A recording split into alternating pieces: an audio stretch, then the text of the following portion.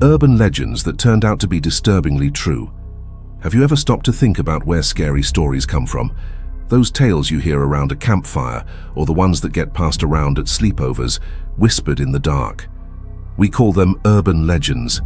They feel so real, so plausible, often happening to a supposed friend of a friend. We tell ourselves they are just stories, simple fictions designed to give us a cheap thrill, a quick scare. But what if they weren't? What if the most terrifying tales, the ones that make the hair on your arm stand up and your heart beat a little faster, are not fiction at all? What if they are echoes of something truly horrible that happened a long, long time ago? Tonight, we are going to dig up the bodies. We are going to unearth the terrifying true stories that became the legends that haunt our nightmares. These are the tales that prove, without a shadow of a doubt, that the most horrifying monsters are human. And the scariest stories are the ones that actually happened. Before we dive into the darkness, I have a question for you. What is one urban legend that you believed was completely real for way too long as a kid? Let me know your answer in the comments section below.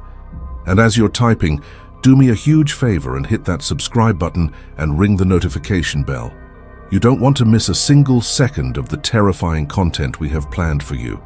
Now let's begin. Our first story is perhaps the most famous babysitter legend of all time. You know the one. A teenage girl is watching a couple's children in a big, unfamiliar house. The kids are tucked into bed, and the house is quiet. The girl is watching television when the phone rings. She answers, and a raspy, menacing voice on the other end says something simple like, "Have you checked the children?" She dismisses it as a prank call and hangs up, but the man calls again and again.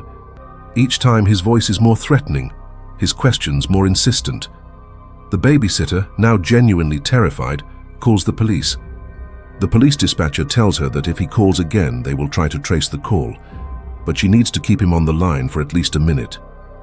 The man calls back. The babysitter, trembling, manages to keep him talking. After she hangs up, the phone rings again almost immediately. It's the police dispatcher, but her voice is filled with urgency and panic. "Get out of the house now," she screams. "We've traced the call. It's coming from inside the house." The babysitter drops the phone and runs, just as she sees the shadow of a man coming down the stairs. This story is pure nightmare fuel. It preys on our deepest fears of vulnerability and the violation of a safe space. But this legend is not just a work of fiction.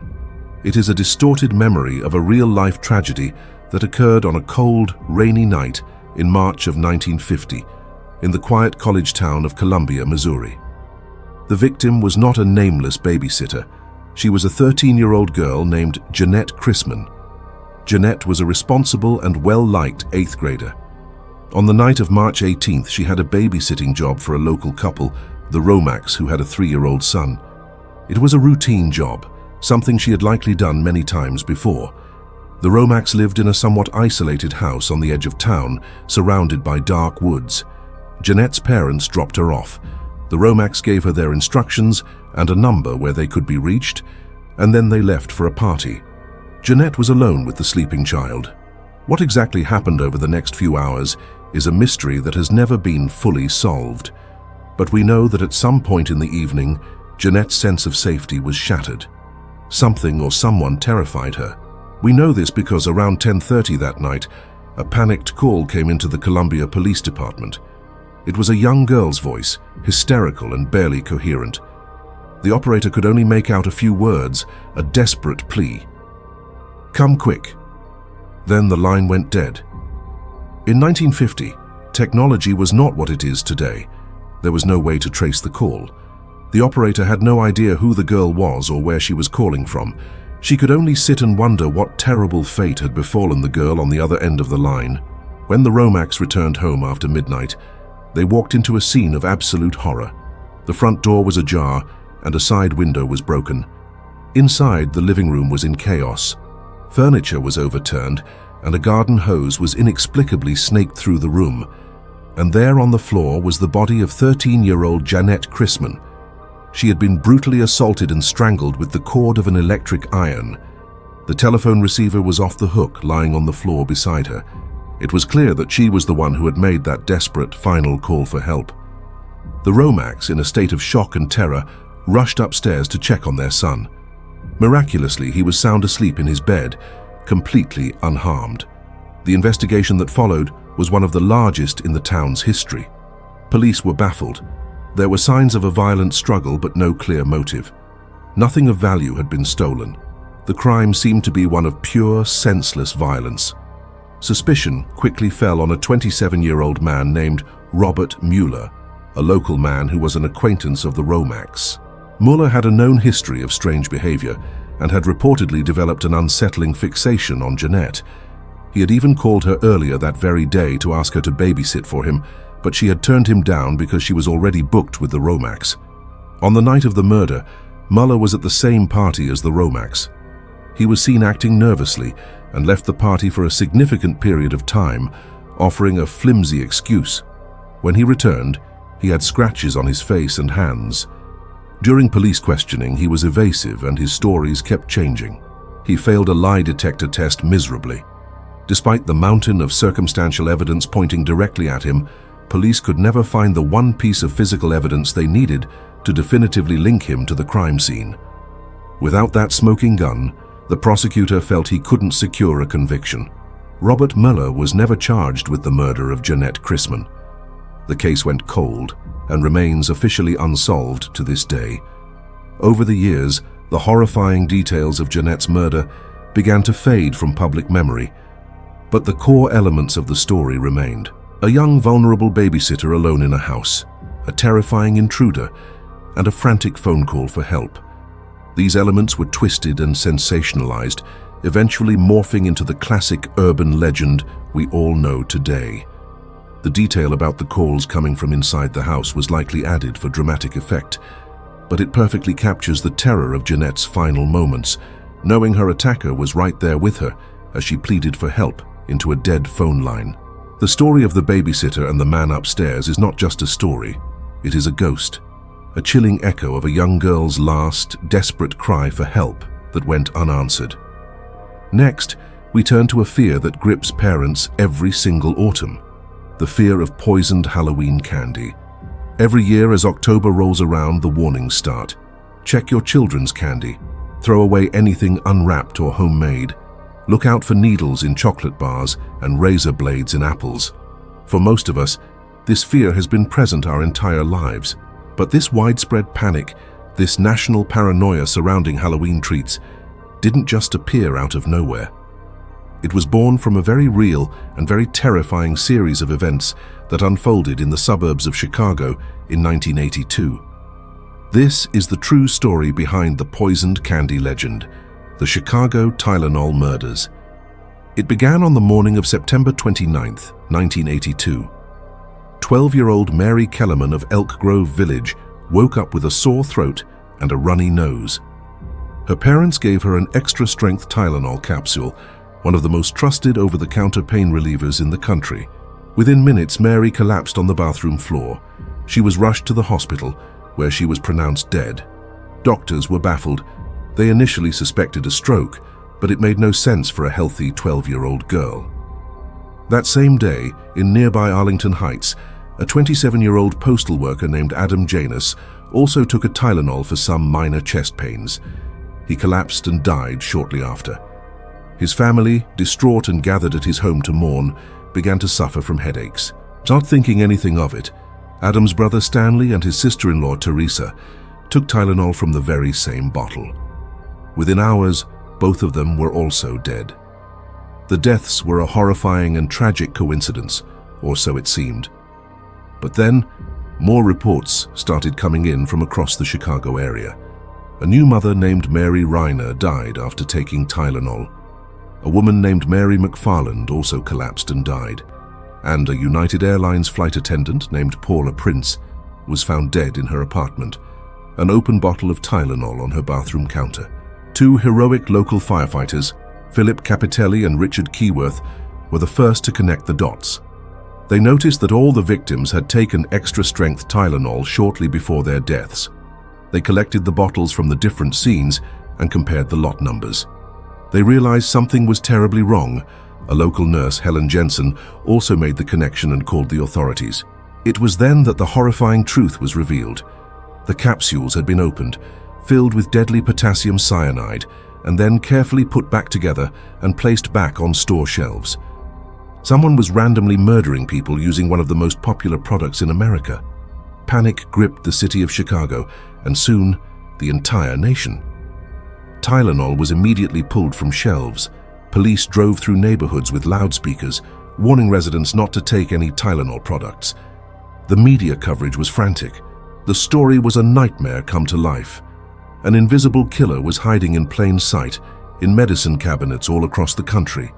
The investigation was massive. The FBI and local police forces worked around the clock trying to find the person responsible for this act of domestic terrorism. The manufacturer, Johnson & Johnson, offered a massive reward. The leading theory was that someone was buying the bottles, lacing them with cyanide at home, and then returning them to the shelves of various drugstores and supermarkets. The killer even sent an extortion letter to Johnson & Johnson, demanding $1 million to stop the killings. This led police to a man named James Lewis. Lewis was a disgruntled tax accountant who was eventually captured in New York City. He was convicted of extortion and spent 13 years in prison, but authorities could never prove that he was the actual Tylenol murderer. He has always maintained his innocence in the poisonings. To this day, no one has ever been charged with the 7 murders. The Chicago Tylenol killer remains a ghost, a faceless monster who got away with one of the most infamous crimes in American history. The Tylenol murders forever changed the way we consume products. The tamper-proof seals and packaging that are now standard on everything from medicine to food were a direct result of this tragedy. And while the crime itself had nothing to do with Halloween, the timing of it, occurring just weeks before the holiday, permanently fused the idea of tampered products with the tradition of trick-or-treating. The fear of a stranger poisoning you was no longer a vague possibility. It was a horrifying reality that had played out on the national news. And so, a new urban legend was born, a legend that rises from the grave every October, a direct descendant of a real-life monster who was never caught. From the medicine cabinet, we travel to the dark and forgotten corners of Staten Island, New York, to confront a boogeyman. For generations, children in the area have been scared into behaving with the tale of Cropsey. The story changes depending on who is telling it, but the basics are always the same. Cropsey is an escaped mental patient with a hook for a hand, or a crazed axe murderer, who lives in the tunnels beneath the abandoned Seaview Hospital or in the ruins of the old Willowbrook State School. He comes out at night to snatch children who wander off alone. It's a classic boogeyman story, the kind of local legend that every town has. But in Staten Island, the boogeyman was real, and his hunting ground was the truly horrific Willowbrook State School. To understand the real story of Cropsey, you first have to understand the nightmare that was Willowbrook. Opened in 1947, it was a state-run institution for children with intellectual disabilities. It was designed to be a place of care and learning, but it quickly devolved into a human warehouse, a snake pit of unimaginable horror. By the 1960s, a facility built for 4,000 residents was crammed with over 6,000. The conditions were subhuman. Children were left unclothed, living in their own filth. They were abused by the staff, neglected, and left to wander the halls like ghosts. Disease was rampant. In 1972, a young investigative reporter named Geraldo Rivera snuck into Willowbrook with a camera crew and exposed the horrors to the world. His report, The Last Great Disgrace, shocked the nation and led to public outcry and eventual, though slow, reforms. Willowbrook was finally closed for good in 1987. But the massive, decaying campus was left to rot, its empty buildings casting a long, dark shadow over the community. And it was in these shadows that the legend of Cropsey flourished, and a real-life monster found his home. His name was Andre Rand. Rand was a former employee of Willowbrook, having worked as a custodian. After the school shut down, he became a drifter, living a semi-feral existence in the woods and abandoned buildings on the sprawling, forgotten grounds. He was a familiar and unsettling figure to locals, a strange man who was often seen pushing a shopping cart or lurking near playgrounds. He fit the description of a boogeyman perfectly. For years, Cropsey was just a story used to scare kids. But in the 1970s and 1980s, children on Staten Island started to disappear. In 1972, 5-year-old Alice Pereira vanished from the lobby of her apartment building. In 1981, 7-year-old Holly Ann Hughes disappeared while on her way to a store. In 1983, Tiahise Jackson, age 11, went missing. And in 1984, 9-year-old Hank Gaforia was also reported missing. Each case went cold, leaving a trail of terrified families and a community living in fear. The whispers grew louder. Cropsey was taking them. The terror reached its peak in the summer of 1987. A 12-year-old girl with Down syndrome named Jennifer Schweiger went for a walk and never came home. A massive search was launched. The community rallied together, desperate to find the missing girl. 35 days later, her body was found buried in a shallow grave on the grounds of the abandoned Willowbrook State School. The boogeyman was real, and he had a name. The investigation into Jennifer's murder led police directly to Andre Rand. He had been seen with Jennifer on the day she disappeared. He had a makeshift campsite set up in the woods near where her body was found. Police brought him in for questioning, and he told them a bizarre, rambling story. While they couldn't get a murder confession, they had enough evidence to charge him with kidnapping. A jury found him guilty, and he was sentenced to 25 years to life in prison. But the story wasn't over. With Rand behind bars, investigators began to re-examine the cold cases of the other missing children. They started to build a powerful circumstantial case, linking him to the disappearance of Holly Ann Hughes back in 1981. Witnesses remembered seeing Holly talking to a man who matched Rand's description. In 2004, while still serving time for Jennifer's kidnapping, Andre Rand was put on trial again, this time for the kidnapping of Holly Ann Hughes. He was found guilty and given another consecutive sentence of 25 years to life. While he has never been convicted of any murders, and the bodies of the other missing children have never been found, most people on Staten Island believe that Andre Rand is the real-life Cropsey, a monster born from the horrors of Willowbrook, who preyed on the most vulnerable members of their community.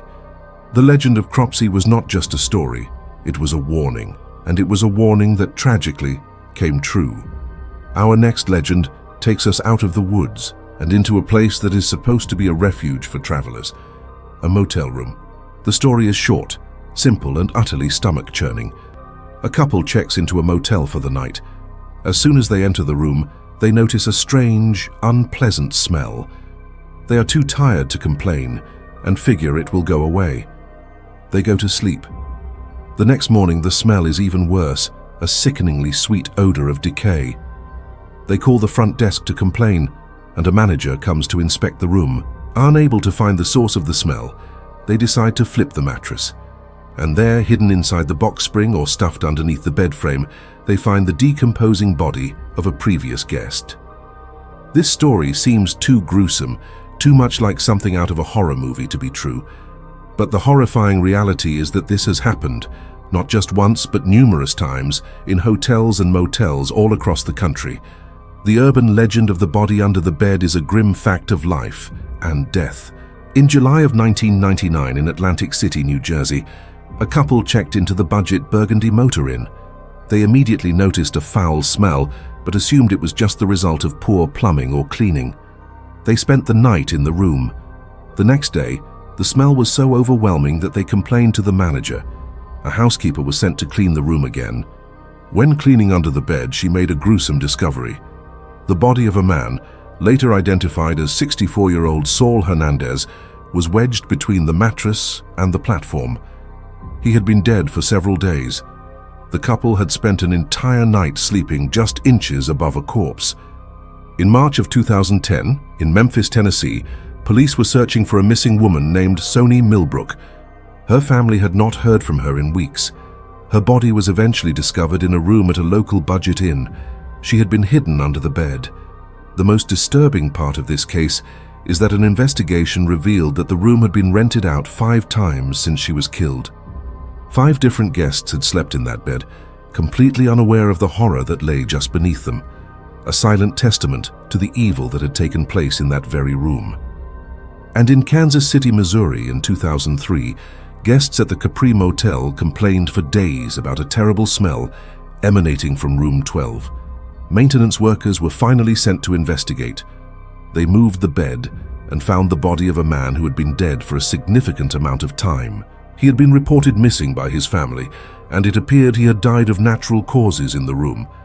But his body had somehow gone unnoticed by the cleaning staff for days, during which time the room was rented out to other unsuspecting travelers. These are not isolated incidents. Similar stories have been reported in Florida, Virginia, California, and even internationally. It is a terrifying thought. The anonymity of a hotel room, the transient nature of the space, makes it a grimly perfect place to hide a body. It's a violation of a place where we are supposed to feel safe and secure. The story of the body under the bed persists as an urban legend because it taps into that very specific fear. The fear of the unknown, the fear of what might be lurking just out of sight, and the horrifying realization that sometimes we are sleeping right on top of it. So the next time you check into a hotel and notice a strange smell, maybe don't ignore it. Finally, we come to a new kind of urban legend, one born not in the whispers of a small town, but in the digital ether of the internet. This is a story that is backwards. It's not about a real event that became a legend. It's about a legend that became terrifyingly real. This is the story of Slender Man. In 2009, a user on a comedy internet forum called Something Awful created a character for a Photoshop contest. The user, Eric Knudsen, edited 2 black and white photographs of children to include a tall, thin, featureless figure in a black suit standing in the background. He gave the character a name, the Slender Man. He wrote a few creepy captions to go along with the images, describing the character as a mysterious entity who stalks and abducts people, particularly children. The creation was an instant hit. The images were creepy, the concept was intriguing, and it spread across the internet like wildfire. Slender Man became one of the first great internet myths, a piece of digital folklore or creepypasta. People began adding to his mythology, writing stories, creating artwork, and even producing found footage-style web series on YouTube. He was a collaborative monster, a boogeyman for the digital age. Everyone knew he wasn't real, of course. He was a work of fiction, a fun, scary story created on a message board. But for 2 young girls in Waukesha, Wisconsin, the line between fiction and reality began to blur in a very dangerous way. Morgan Geyser and Anissa Weier were 2 lonely 12-year-old girls who found a shared interest and eventually an obsession in the online stories of Slender Man. They spent hours reading his stories, believing that he was a real entity who lived in the woods. They became convinced that Slender Man was watching them and that he would harm them or their families if they did not prove their loyalty to him. And in their disturbed minds, the only way to prove their loyalty was to kill someone in his name. They needed to become his proxies. Their target was their friend Peyton Leutner, who was also 12. On the night of May 30th, 2014, the 3 girls had a slumber party to celebrate Morgan's birthday. The next morning, Morgan and Anissa lured Peyton into a nearby forest under the guise of playing a game of hide and seek. There, in a secluded spot, they attacked her. Anissa encouraged Morgan, and Morgan stabbed Peyton 19 times with a kitchen knife in her legs, arms, and torso. One wound missed a major artery near her heart by less than a millimeter. Believing they had killed her and satisfied their fictional master, the 2 girls left Peyton to die in the woods and began to walk. Their plan was to walk hundreds of miles to a national forest where they believed Slender Man's mansion was located. But Peyton Leutner did not die. Despite her horrific injuries, she managed to crawl out of the woods and onto a nearby bike path, where she was discovered by a cyclist who immediately called for help. She was rushed to the hospital and, miraculously, she survived. Meanwhile, police found Morgan and Anissa walking along a highway several miles away. The knife was in Morgan's bag. When they were questioned, they calmly and matter-of-factly told the police everything. They explained that they had to kill their friend to appease Slender Man. Their confession was chilling, not because they were monstrous, but because they were just children, completely lost in a delusion that had been born on the internet. The case drew international attention. It was a terrifying example of how a fictional story online could leap into the real world with devastating consequences. Both girls were eventually found not guilty by reason of mental disease or defect, and were committed to mental health institutions for decades. Peyton Leutner has since recovered from her physical wounds, but the psychological scars will surely last a lifetime. The Slender Man stabbing is a modern urban legend, a cautionary tale about the dark corners of the internet and the fragile minds of children. It is a horrifying testament to the power of a story and a stark reminder that even the monsters we create for fun can inspire real-world evil. The stories we tell matter. They shape our fears and our understanding of the world. And as we've seen tonight, sometimes the most enduring stories, the urban legends that refuse to die, are the ones that are tethered, however loosely, to the grim reality of the past. They are the ghosts of real victims, the echoes of real crimes. They serve as a reminder that the world can be a far more frightening place than we like to imagine.